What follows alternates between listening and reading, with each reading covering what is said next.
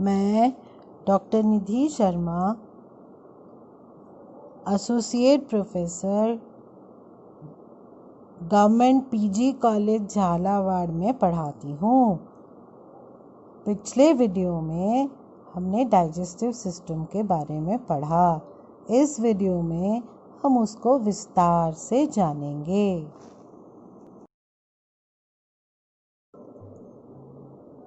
Today we will have an overview of the digestive system, wherein the major organs are mouth, esophagus, stomach, small intestines and large intestines. And we also have accessory organs which are the liver, gallbladder and pancreas.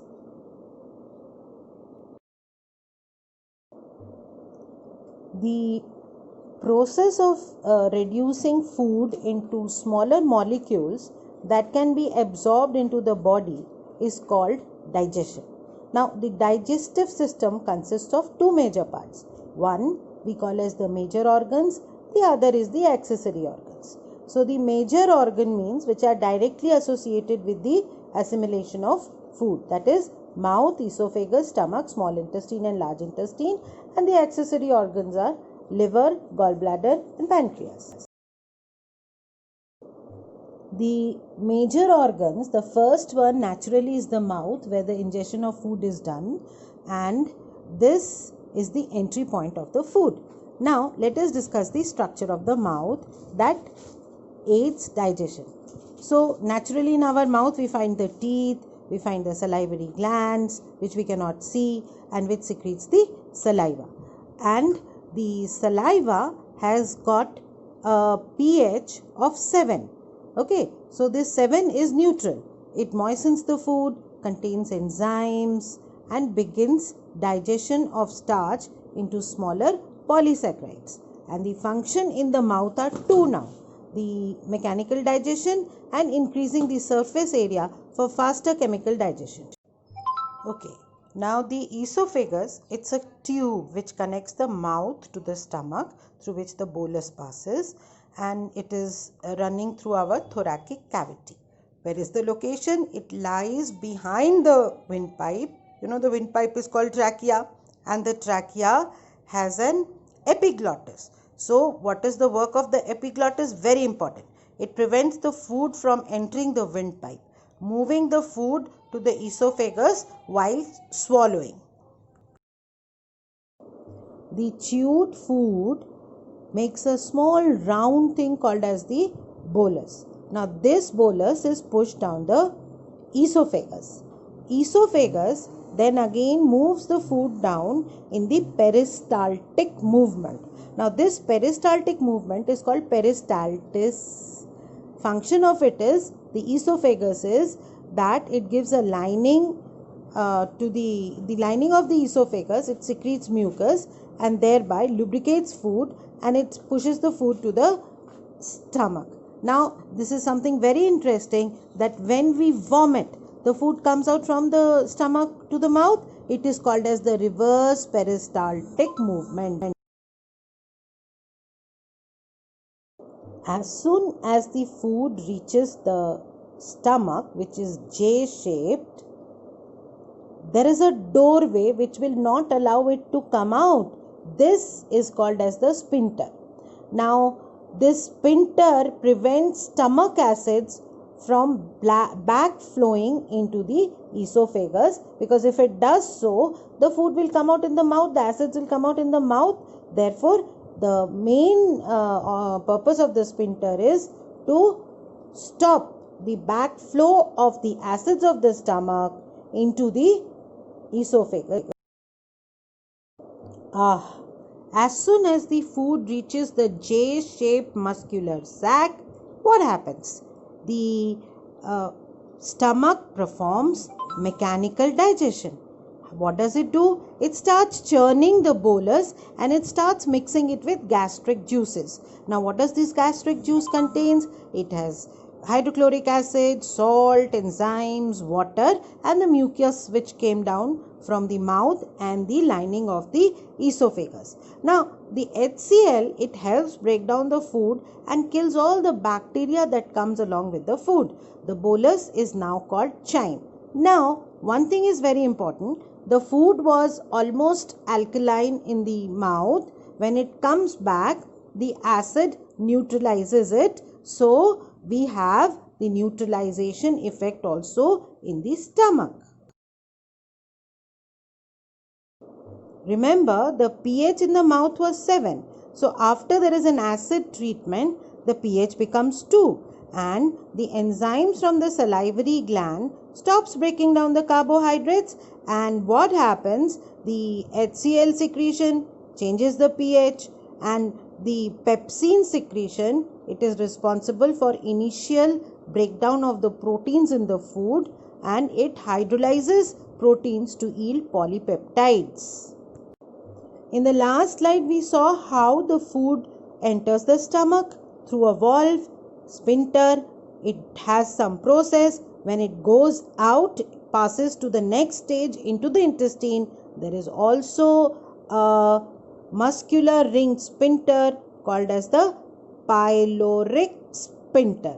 Now, the food that goes inside from the mouth to the intestine, it was called the bolus, and now in the stomach it is called as the chyme. So now the chyme will pass out to the intestine, and again there is a sphincter which will not allow this food to come back to the stomach. So there is only one way process.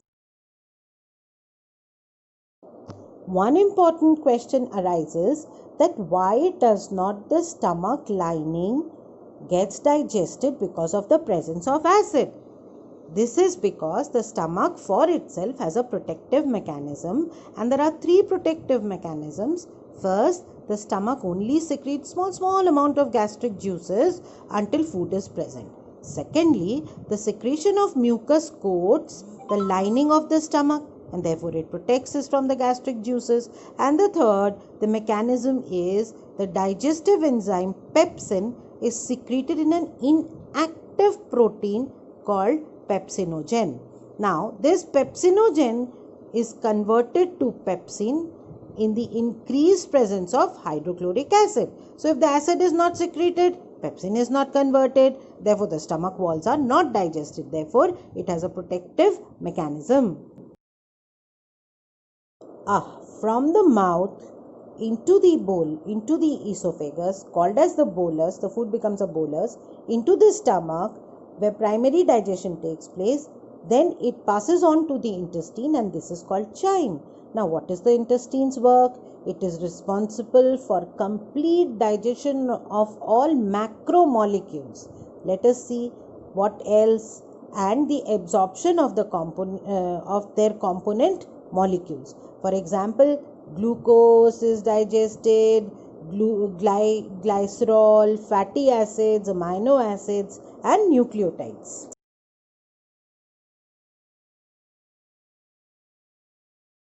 The parts of the small intestine are 3. The upper part called duodenum, jejunum, and ileum.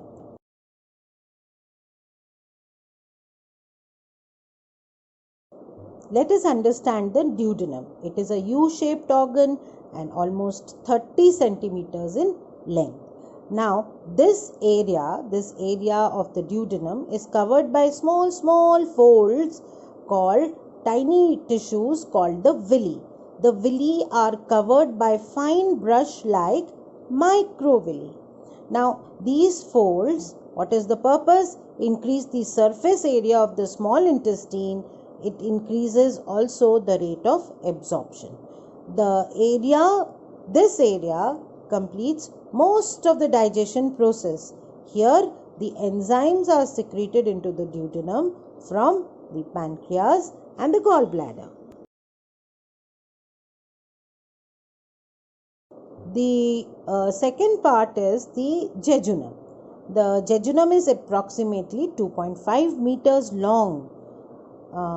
Although some digestion is completed here, it has more villi and microvilli, or you can also pronounce it as vil. Its role is absorption of nutrients. Now the third part is the ileum. It is approximately 3 meters long, has fewer villi and microvilli and than the other two parts. So ileum, it has less villi and microvilli, so surface area becomes less. Although absorption also occurs here, it is responsible for pushing the waste material into the large intestines. So in this figure, it is clear that how from the esophagus, the bolus enters into the jade-like stomach. The other part of the stomach is the duodenum. Remember, both sides have valves. From here, it goes into the jejunum, which is shown in a darker shade. And from the jejunum, it goes to the ileum, which is yellowish brown in color in the figure. From the ileum, the food goes out to the large intestine that we will see. The functions of the small intestine is that major portion of the food digestion and absorption, that is 90%, takes place in the small intestine, and the remaining 10% together with the digestion takes place together with the stomach and the largest intestine. The main function of the small intestine therefore is absorption of nutrients and minerals from food. Now let us see the digestion of the proteins. How does it take place? Proteins, peptides and amino acids are acted upon by the enzymes. Where do they come from? We can recall that they come from the pancreas. So these enzymes are, for example, trypsin and chymotrypsin. So this breaks them down into smaller peptides. Next, we focus upon the digestion of the lipids or fats. Here, the enzymes like lipase secreted from the pancreas act on fats and lipids in the diet. So, these lipase, this enzyme, breaks them down into smaller parts that can enter the intestinal villi for absorption. Now, then also again, we have the digestion of the carbohydrates. Carbohydrates are broken down into simple sugars and monosaccharides like glucose. Then pancreatic amylase breaks down some carbohydrates into oligosaccharides as well. So some carbohydrates and fibers pass undigested to the large intestine, where they may be, depending on their type, be broken down by the intestinal bacteria. So let us see how the absorption in the small intestine takes place.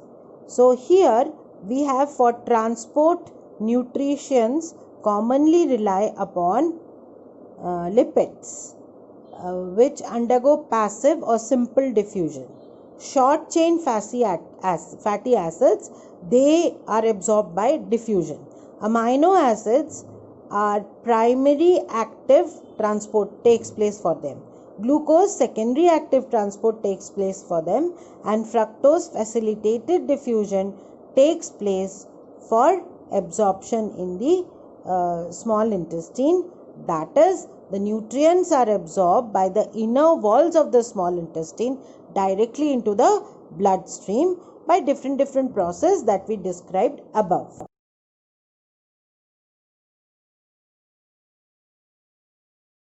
Now here we must mention that we also have water in our food. So the other substances, the major substances that we will learn include water. So 80% is absorbed by the small intestine, 10% by the large intestine, and the remaining 10% is excreted in the feces. Then we have electrolytes and we have vitamins and minerals. The next organ is the large intestine.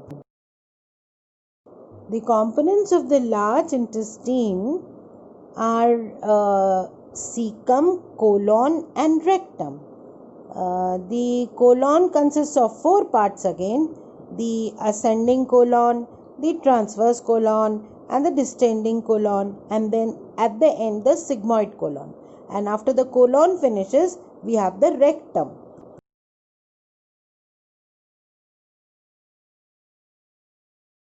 Let's concentrate on the cecum.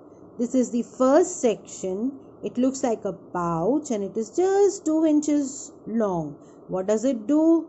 Its role is it takes in the digestive liquid which comes from the small intestine, and the last part of the small intestine, that is the ileum, and the food passes on to the colon.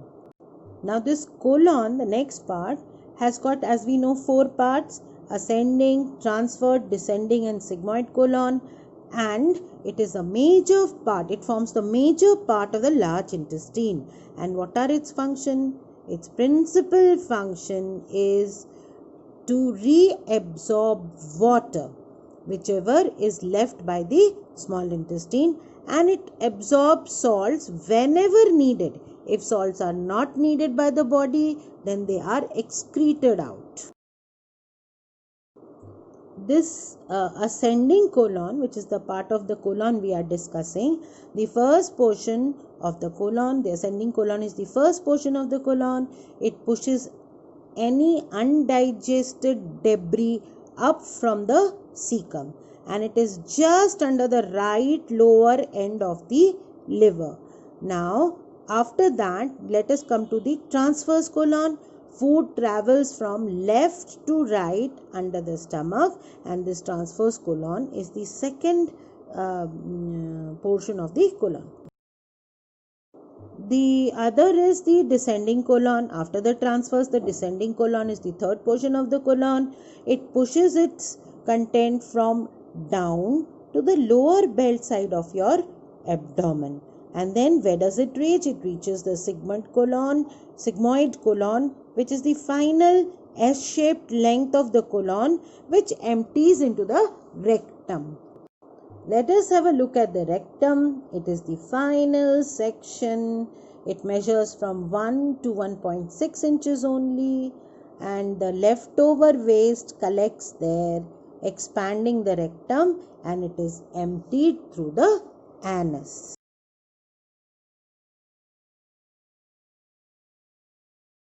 The functions of the large intestine, now let us look at them. So we know that it absorbs water, one of the primary functions, and it prepares the waste as a solid stool that will be expelled from the body. And second thing which it absorbs vitamins, which are beneficial to the it absorbs vitamins, beneficial bacteria.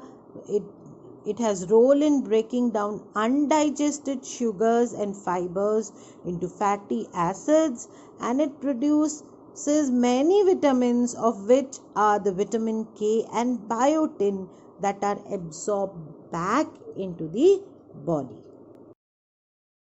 So in continuation, the large intestine reduces acidity also. The fatty acids which cause acidic environment, the large intestine produces alkaline solutions, reduces the acidity, and tries to balance the pH in the large intestine. And another function is protects us from infection. The mucous lining of the large intestine acts as a protective layer. This prevents harmful bacteria from being reabsorbed into the body. The last function of the intestine is to produce antibodies, and we all know that the antibodies boost immunity to our body. In the next class, we will again study about the accessory organs of the digestive system in detail.